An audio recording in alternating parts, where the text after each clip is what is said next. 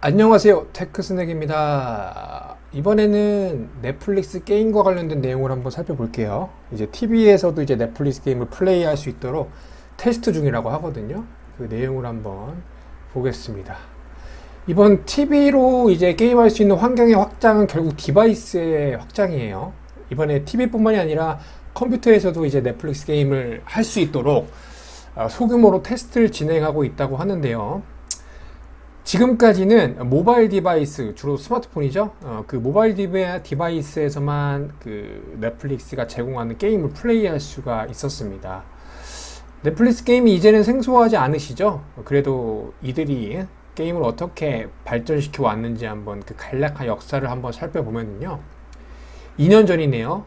2021년 6월에 게임계 베테랑이자 전문가인 마이크 베루두라는 형님을 영입을 했습니다. 그 이후에 그 3개월이 지난 21년 9월에 폴란드에서 최초로 게임의 테스트 버전을 사용자들에게 제공하기 시작했고, 이제 테스트를 시작했죠. 폴란드에서.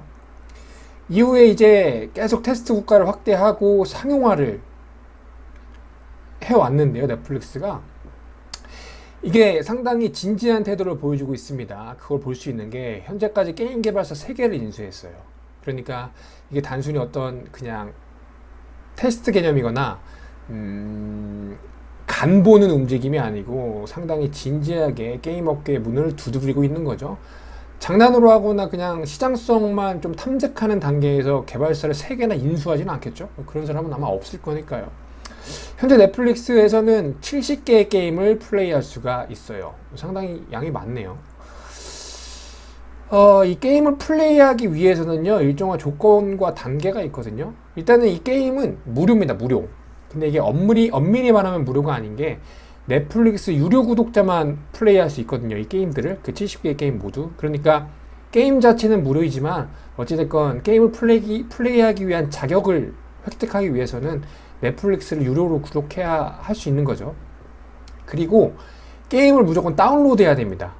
이게 넷플릭스에 들어가면 그 우리가 흔히 보는 그 영상 컨텐츠들처럼 영상 컨텐츠들이 노출되는 그 섹션에 게임이 이렇게 하나씩 나와요. 그리고 안드로이드와 iOS의 차이가 좀 있긴 하지만 안드로이드에서는 이 맨 밑에 이 탭이 있잖아요. 여기 이제 게임 탭인가 탐색 탭, 그런 데에서 게임이 모여 있는 공간으로 이렇게 접속을 할 수가 있거든요. 접속한 이후에 내가 좀 해보고 싶은 게임을 클릭을 하면은 이게 바로 플레이 되는 게 아닙니다. 해당 게임이 내 스마트폰에 다운로드가 되어 있다라고 하면 바로 게임을 할 수가 있지만, 해당 게임이 다운로드 되어 있지 않으면 이 게임을 다운로드 받기 위해 그 플레이 스토어로 이동을 하게 됩니다. 그래서 각각의 게임을 다 다운로드 받아야 돼요. 일단 내가 70개 게임을 모두 하고 싶다, 그럼 이제 70개 게임을 다 다운로드 받아야 되니까 뭐 스마트폰 용량 이런 것도 좀 뭐 주의해야겠죠. 그리고 이게 어찌됐건 넷플릭스의 유료 구독자만 플레이할 수 있다라고 했잖아요. 그래서 원하는 게임을 선택을 했을 때 이게 네가 진짜 유료 구독자가 맞는지 그 인증 절차를 거치게 됩니다. 그래서 그 인증 절차를 거쳐서 구독자임이 확인이 되면 게임을 플레이할 수가 있는 거죠. 이번에는 이제 TV까지 디바이스를 확장하는 테스트를 진행한다고 했잖아요. 현재는 캐나다와 영국 일부 사용자를 대상으로만 테스트를 진행을 하고 있고요. 70개 모든 게임이 아니라 2개 게임만 플레이해 볼 수 있도록 테스트 중입니다. 한 가지 눈여겨볼 게 넷플릭스 앱이 아니라 넷플릭스 웹에서 플레이하는 그런 게임을 제공한다는 점이에요. 그러니까 게임을 플레이할 수 있는 환경이 앱이 아니라 웹인 거죠. 방금 말씀드렸던 그 스마트폰 상에서의 게임은 넷플릭스 앱에서 발생하는 그 게임 환경인 거고, 현재 테스트 중인 이 TV에서 플레이하는 게임은 넷플릭스의 홈페이지 웹에서 플레이하는 환경을 테스트 중이라고 합니다. 근데 이제 TV에서 게임을 하려고 하면은요, 한번 상상을 해볼게요. TV에서는 이제 게임을 불러왔어요. 이제 게임 화면이 막 구현되고 있습니다. 그럼 조종을 어떻게 합니까? 조종을 스마트폰에서는 뭐 터치로 하면 된다고 치지만 TV로 다시 할게요. TV로 이제 구현되는 게임을 플레이하기 위해서는 이게 컨트롤러가 필요하죠. 옛날에는 뭐 조이스틱 이라고 하는 그런 컨트롤러가 필요할 텐데, 이를 위해서 넷플릭스가 얼마 전에 게임 컨트롤러 앱을 출시했습니다. 이렇게 TV로 노출되는, TV에서 그 플레이되고 있는 게임을 굳이 내가 즐기기 위해 컨트롤러를 살 필요가 없고요. 스마트폰에 앱을 다운로드 받으면 해당 컨트롤러로 그 게임을 통제하면서 내가 즐길 수 있는 거죠. 플레이할 수 있는 거죠. TV로 일단 게임을 실행하면 TV에 QR코드가 노출이 되는데, 그 QR코드를 내 스마트폰으로 스캔을 하면 컨트롤러와 해당 게임에 연결이 되어서 내가 조종하면서 게임을 할 수 있다고 합니다. 컴퓨터는 뭐 당연히 마우스랑 키보드로 게임하면 되고요. 컴퓨터도 당연히 앱이 아닌 웹상에서, 웹 환경에서 게임을 플레이할 수 있어요. 이 넷플릭스가 그 게임을 런칭하게 된 핵심적인 계기를 보면은요, 그 21년 6월 아니면 그 21년 전체가 그 굉장히 가파르게 성장하던 유료 구독자의 그 성장세가 좀 주춤하던 시기였어요. 그래서 게임을 통해서 더 많은 구독자를 확보하겠다라는 게 사실 최초의 넷플릭스 게임 론칭의 주요 목적이었거든요. 근데 앞에서 살펴봤던 것처럼 이 게임은 유료 구독자만 플레이할 수 있습니다. 그 게임을 하기 위해서는 돈을 낼 필요가 없지만 어찌됐건 넷플릭스 콘텐츠를 시청하는 유료 구독자들만 그 게임을 즐길 수 있기 때문에 새로운 유료 구독자를 모으는데 주요한 역할을 해줄 것이라 라는 기대를 가지고 최초의 론칭이 되었어요.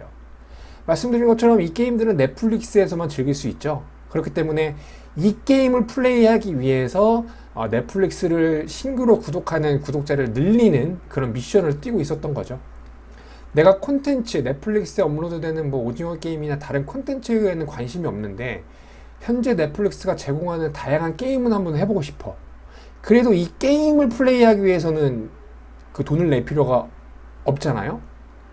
근데 이게 역설적으로 나는 게임만 하고 싶은데도 그 현재 그 넷플릭스의 구독 모델을 유료로 구독을 해야 되는 거죠. 그래서 내가 유료로 구독하고 이런 뭐 영상 콘텐츠를 안 볼지언정 게임만 한다고 하더라도 어찌됐건 넷플릭스를 유료로 구독을 해야만 하는 것입니다.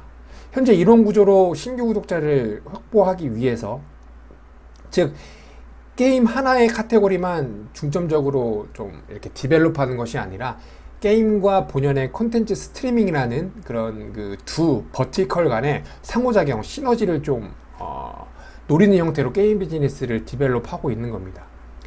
볼 거 없어도 게임을 하는 경우도 있을 거잖아요. 방금은 이제 신규 구독자가 나는 이제 게임을 하기 위해서 넷플릭스를 구독하는 케이스였다라고 하면, 기존의 구독자 같은 경우에는 내가 지금 넷플릭스에 업로드되어 있는 모든 컨텐츠를 다 본 상태라서 이제 볼 거 없어서 뭐 한 달 정도만 이제 구독 탈퇴했다가 나중에 업로드되는 것 봐서 다시 구독할래 라는 생각으로 이제 탈퇴하는 회원들도 있을 거잖아요. 근데 만약에 넷플릭스의 게임이 그런 구독자를 잡아놓는 역할을, 즉 구독자의 이탈을 방지할 수 있는 역할을 수행을 할 수 있다라고 하면 신규 구독자를 늘리고 기존 구독자를 유지하는데 중요한 역할을 수행할 수 있을 것으로 예상이 됩니다. 오징어 게임도 다 봤고 이제 질린다, 더 이상 볼 거 없으니까 구독 끊어야지가 아니라 이제 볼 거 없어도 그래도 게임은 재밌으니까 게임을 해야지, 그러기 위해서는 넷플릭스 구독을 유지해야지, 이런 순서로 구독자 이탈을 방지할 수 있는 것이죠. 현재는 70개 게임을 플레이할 수 있지만 올해 내로 넷플릭스가 40개 신규 게임을 추가한다고 하거든요. 이런 목적 때문에 이제 아까 말씀드렸던 것처럼 세계의 게임사를 인수한 거겠죠.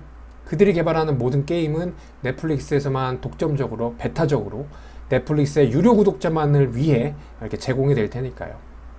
앞으로 이 넷플릭스의 게임이 계속 게임도 추가될 거고 디바이스도 확장할 거고 조금 더 플레이하기 용이한 환경을 추구해 나갈 것으로 보이는데, 이게 정말 그 신규 구독자의 확보와 기존 구독자의 이탈을 얼마나 효율적으로 막아내고 추가할 수 있는지, 그 역할을 수행할 수 있을지 한번 살펴보는 것도 재밌을 것 같죠? 그런 부분을 실적을 통해서나 업데이트된 내용을 통해서 한번 계속해서 전달드리겠습니다. 네, 오늘은 넷플릭스의 게임과 관련된 내용을 알아봤습니다. 다음에 조금 더 좋은 내용으로 다시 인사드릴게요. 감사합니다.